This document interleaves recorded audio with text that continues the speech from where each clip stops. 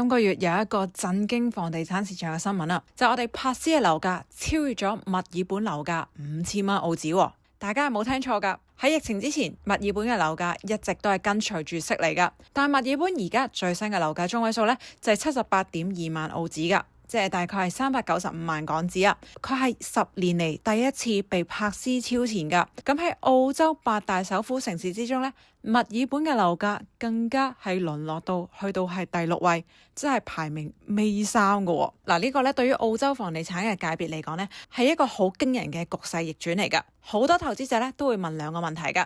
第一個問題就係珀斯係咪升到頂啦？係咪就嚟爆破啦？點解佢嘅樓價會高過墨爾本嘅？咁第二個問題啦，我哋通常都會問：而家墨爾本嘅樓市係咪谷底啊？入得市未啊？究竟我哋今集就會深入咁樣同大家分析珀斯係唔係到頂，同埋 Melbourne 係咪可以開始買呢兩個大問題啦。